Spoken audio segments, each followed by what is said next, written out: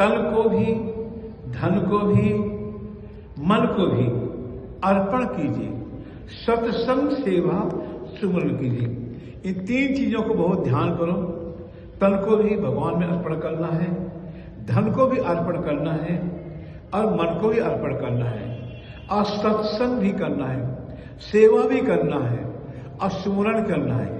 ये तीन चीजों को अपनाओगे, सत्संग को, सेवा को, सुमरन को, और तन को भी अर्पण करना भगवान में, धन को अर्पण करना भगवान में, मन को अर्पण करना भगवान में, तो आगे जो है तुम्हारा जन्म सुख में हो जाएगा।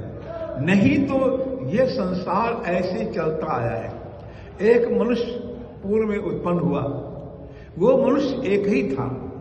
उससे जैसे मान लो कि अग्नि से बहुत सी चिंगारी उत्पन्न होती, इसी प्रकार से जो है वो एक मनुष्य वही देवता बना, वही गंधर्व बना, वही किन्नर बना, वही देव बना, वो दैत्य बना। इस प्रकार से बनते बनते संसार वृक्ष खड़ा हो गया। अब उसी एक ब्रह्म को ना जानने से, एक आत्मा को ना जानने से, आत्मा के प्रमाद से संसार रच दिया, और संसार रच कर इतना संसार खड़ा किया कि इस संसार में जितना भी मानव है, एक ही मानव की सब संतान हैं, और उससे आगे डाली, पत्ते, फूल, फल बनते चले गए, और ऐसा आपस का भेद हो गया कि एक दूसरे को पहचान भी नहीं पाते कि हम कहाँ से उत्पन्न हुए। एको देवा सर्वभूतेषु गूढ़ा, सर्वव्यापी सर्वभूतांतरात्मा, कर्माध्यक्षा सर्वभूतादिवासा, साक्षी चेता केवल निर्गुणोच्चा।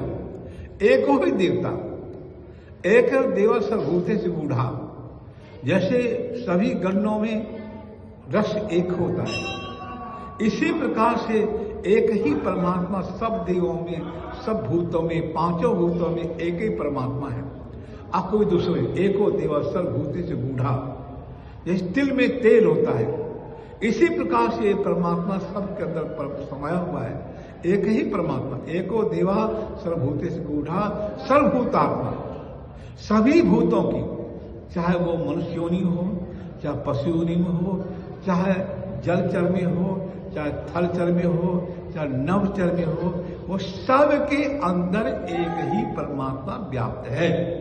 जैसे अग्नि सब में समाई हुई है, वही अग्नि जो है लकड़ी के अंदर जो है जलाती है, वही अग्नि जो है बड़वा नरक अग्नि होकर के जो है समुद्र को जलाती है, उबालती है, तभी जाकर के मानसून बनता है। इस प्रकार से संसार एक ही अग्नि सब समाई हुई है, एको परमात्मा, एको देवा सर्वभूतेषु गूढ़ा, सर्वव्यापी सर्वभूता अंतर आत्मा, सब भूतों की अंतर की आत्मा है।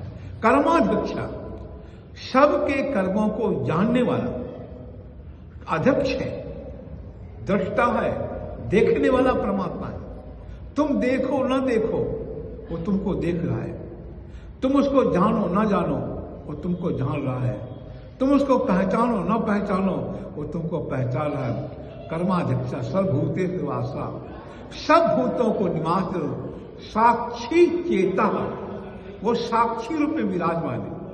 केवल निर्गुणच्च, निर्गुण परमात्मा ऐसा है जैसे कहते हैं आकाश में स्वच्छता पवित्रता रहती, बादल आकाश में आते हैं, आकाश का कुछ बादल नहीं बिगाड़ सकते हैं। इसी प्रकार से माया भगवान में आती है, भगवान को कुछ नहीं बिगाड़ सकती है।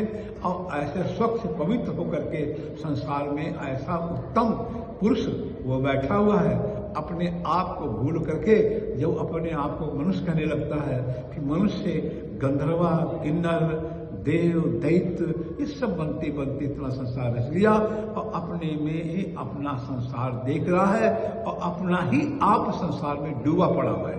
और अब अपना आत्मा पहले मूल तत्व को देखे, मैं शुरू कहां से हुआ, चला कहां से, तो आत्मा को ना जानने से संसार को बढ़ा, और संसार को बढ़ करके ऐसा संसार में रच लिया, ऐसा संसार रचा कि अपने आप को ही पार नहीं पाया।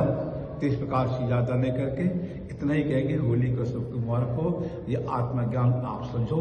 एक उस तत्व को समझो, उस आत्मा का प्रमाद मत करो, नहीं तो ऐसे डूबे रहोगे।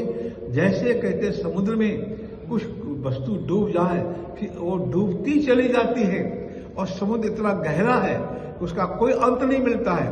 इसी प्रकार से यह संसार इतना गहरा है कि इसका कोई अंत नहीं। कहाँ से कहाँ मनुष्य, ये पशु पक्षी कीट पतंग, ये जितने भी मान लो कि पौधे हैं, जितने भी वृक्ष हैं, ये सब उसी में आत्मा समाई हुई है और डूबी हुई है।